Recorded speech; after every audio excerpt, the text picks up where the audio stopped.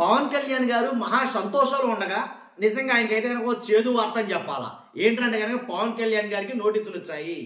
ఏంటి ఆ నోటీసులు అని అంటే కనుక ఏదైతే 30,000 మంది, మీకు గుర్తుందో లేదో, 30,000 మంది అమ్మాయిల్ని వాలంటీర్లు ఏంటి అపహరించుకుపోయారు, లేకపోతే అమ్మాయిలు 30,000 మంది అమ్మాయిలు మిస్సింగ్ అయ్యారు అని కొన్ని మాటలు అయితే మాట్లాడేది గుర్తుందో లేదో, ఎంతవరకు గుర్తుందో లేదో తెలియదు మీకు నాకు.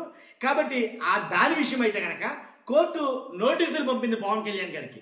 ఇదేంటబ్బా మంచి హ్యాపీ మూమెంట్లో ఈ టైంలో నోటీసులు ఏంటి అని మీలో కొంతమంది డిసప్పాయింట్ అవ్వచ్చు. తప్పదు, ఎందుకంటే పంపింది ఆ టైం అటువంటిది కదా. కాబట్టి విషయాల్లోకి వెళ్ళే ముందు నాకు రిక్వెస్ట్ ఉంది, మ్యాక్సిమం అందరికీ తెలియాలంటే మీ బాధ్యతగా లైక్ చేయండి. లైక్ చేశారా? లైక్ చేసిన తర్వాత మీ అమూల్యమైన అభిప్రాయాన్ని పవన్ కళ్యాణ్ గారు ఏదైతే విశ్వసనీయ వర్గాల సమాచారం మేరకు నాకు కేంద్ర హోంశాఖ నుంచి అలాగే ఇంటెలిజెన్స్ రిపోర్ట్ ఉంది నా దగ్గర, 30,000 మంది అమ్మాయిలు ఆంధ్రప్రదేశ్ నుంచి కిడ్నాప్ అయ్యారు, ఇతర రాష్ట్రాలకు తరలిపోయారు, ఈ కొన్ని మాటలు అయితే మాట్లాడారు కదా. ఆ మాటల నిమిత్తం అయితే కనుక 100% మీ అభిప్రాయాన్ని కామెంట్ రూపంలో తెలియజేయండి. అర్థమైందిగా? కాబట్టి ఫస్ట్ అయితే లైక్ చేయండి, మీ అమూల్యమైన అభిప్రాయాన్ని కామెంట్ రూపంలో తెలియజేయండి. కొత్తగా మన ఛానల్ చూస్తే కనుక పక్కాగా సబ్స్క్రైబ్ చేయండి. ప్రజల సమస్యల మీద మన వీడియోలు ఉంటాయి బేసిక్గా. కాబట్టి ఆంధ్రప్రదేశ్ డిప్యూటీ సీఎంగా ఉన్న పవన్ కళ్యాణ్ గారు ఇప్పుడు అంటే ప్రస్తుతం ఇంతకు ముందు అంటే ఎన్నికలకు ముందు ఏంటి క్యాంపెయినింగ్ అయితే కనుక బాగా వివచ్చంగా చేశారు. ఆ క్యాంపెయినింగ్లో భాగంగా ఆ ఎన్నికల ప్రచారంలో భాగంగా చాలా అయితే కనుక మాట్లాడారు. అసలు ఏం మాట్లాడినా సరే మన మామూలు కాదన్నమాట, ఒక వైరలే ఏ మాట మాట్లాడినా. అలాంటి వైరల్ అయిన మాటల్లో, అలా బాగా ప్రచారం చేసిన మాటల్లో కూటమికి ఓట్లు బీభత్సంగా తెచ్చిపెట్టినటువంటి కొన్ని మాటలు అయితే ఉన్నాయి. అంటే వైఎస్ఆర్సీపీ మీద విష ప్రచారం అని చెప్పాలి, ఒక్క మాటలో చెప్పాలంటే కనుక.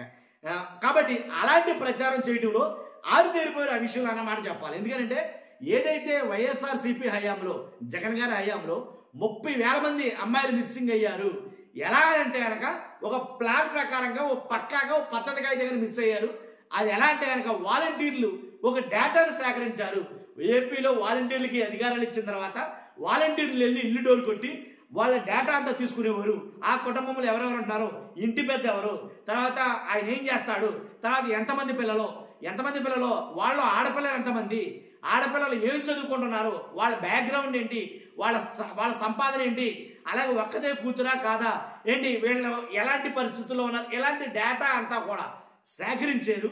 వీళ్ళకి అవసరం లేని డేటా కూడా తీసుకుని ఆ డేటా ప్రకారంగా ఎంతమంది అమ్మాయిలు ఉన్నారో ఏంటి ఆ డేటా ప్రకారంగా అందరినీ కిడ్నాప్ చేసి ఇతర రాష్ట్రాలకు తరలించేశారు. దీంట్లో చాలా ప్రముఖ పాత్ర ఉంది. వీళ్ళని కిడ్నాప్ చేసి తరలించడానికి వాడిన వాహనాలు ఏదైతే జగన్మోహన్ రెడ్డి గారు door delivery, ration door delivery వాహనాలు ఉన్నాయో ఆ వాహనాల ద్వారానే తరలించేశారు. ఇలా ఒకటి కాదు, రెండు కాదు, తెగ మాట్లాడేశారు నిజంగా. కాబట్టి 30,000 మంది అమ్మాయిలు మిస్ అయ్యారు. మీకెలా తెలుసారు? కొంతమంది అడిగితే నాకు ఇంటెలిజెన్స్ రిపోర్ట్ ఉంది, విశ్వసనీయ వర్గాల సమాచారం నా దగ్గర ఉంది, అలాగే కేంద్ర హోంశాఖ నుంచి నాకు రిపోర్ట్ ఉంది. ఇలా కొన్ని మాటలైతే మాట్లాడటం ద్వారా అవి చాలా మంది నా బోటోళ్ళంతా నమ్మారండి, నిజమనుకున్నారు కాబట్టి ఏంటి వైసీపీని కొంచెం అనుమానించారు. వాస్తవాలు మాట్లాడాలంటే తెలియనటువంటి వాడు. కాబట్టి ఈ మాటలన్నీ నిజమనుకున్నారు, అనుమానించారు. నిజమేనేమో 30,000 మంది ఏమో, ఆ 30,000 మంది తీసుకొచ్చే బాధ్యత నేను తీసుకుంటా అని అన్నారేమో, నిజమేనేమో 30,000 మంది తిరిగి వచ్చేస్తారేమో అని అనుకున్నారు నాలుగు వాళ్ళందరూ. కూటమి అధికారంలోకి వచ్చింది, ఆ మాటలు నమ్మారు, ఓట్లు వేయలేదు. తర్వాత మీకు ఓట్లు వేసారేమో, తర్వాత మీరు అధికారంలోకి వచ్చారు. వచ్చిన తర్వాత ఏడాదిన్నర కావస్తుంది.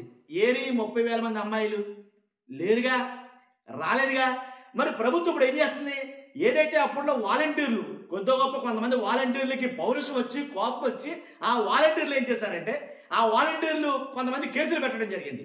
ఆ కేసు నిమిత్తమే ఏదైతే ఆ కేసు ఉందో ఆ కేసు నిమిత్తం ఇప్పుడు ప్రభుత్వం పవన్ కళ్యాణ్ గారికి ఇంకా కేసు ఏముందో ఆ కేసు కొట్టేయండి, దాన్ని క్వాష్ చేసేయండి అనేది కనుక ప్రభుత్వం చెప్పడంతో ఆ కేసును క్వాష్ చేసేసింది.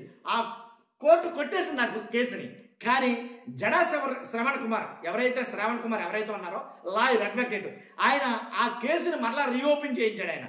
రీఓపెన్ చేయించి అలా కుదరదు, అది కుదరదు, ఖచ్చితంగా మాకు తెలియాలి నిజాలేంటనేది. ఆ కేసు కొట్టేయమంటే ఎలాగా?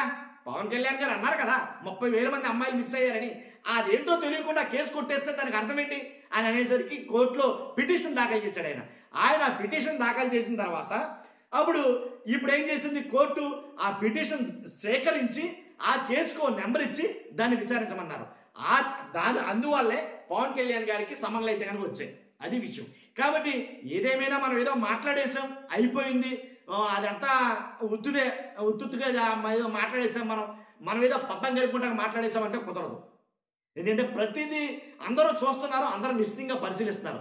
30,000 మంది అమ్మాయిలు ఆ గవర్నమెంట్లో నిజంగా మిస్ అయ్యారైతే కనుక, వైఎస్ఆర్సీపీ గవర్నమెంట్లో మిస్ అయ్యి ఉంటే కనుక తీసుకురావాలి కదా, తీసుకురావాల్సిన బాధ్యత మందే కదా. ఎందుకంటే కేంద్ర ప్రభుత్వం కూడా మందే కదా, మోదీ గారు కూడా మనవాళ్లే కదా.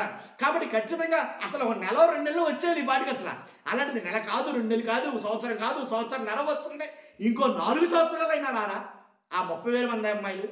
ఇది ఒత్తి మాటలేనా? అంటే మనం కుర్చీ ఎక్కేయడం కోసం ఏమైనా మాట్లాడేయచ్చా? కాబట్టి మనకు కుర్చీ అవసరం కాబట్టి, మనకు పదవి కావాలి కాబట్టి, మనం ఏం చెప్పినా సరే జనాలు నమ్మేస్తారు కాబట్టి, జనాలు గొర్రెలు కాబట్టి, జనాలకి ఏం తెలియని అమాయకులు కాబట్టి, వాళ్ళకి ఏం చెప్పినా నమ్మేస్తారు కాబట్టి అలా మనం చెప్పేసాం. ఆ మాటలన్నీ మనం పబ్బం గడిచిపోయింది, మనం ఎక్కడికి వెళ్ళిపోయాం అనుకుంటే సరిపోతుందా? కాదు, కూడదు, అలా కుదరదని ఆ అడ్వకేటు మరలా రీఓపెన్ చేయించాడు ఆ కేసుని. దాని నిమిత్తం పవన్ కళ్యాణ్ గారికి నోటీసులు వెళ్ళాయి. అదైతే విషయం. మీ అభిప్రాయం కాసేపు కామెంట్ రూపంలో తెలియజేయండి. ఫస్ట్ అయితే లైక్ చేయండి, ఎక్కువ మందికి ఇన్ఫర్మేషన్ షేర్ అవ్వాలి కదా, మీ బాధ్యత. నాకు కూడా మోటివేషన్ కూడా ఉంది. పక్కాగా సబ్స్క్రైబ్ చేయండి. Thank you very much.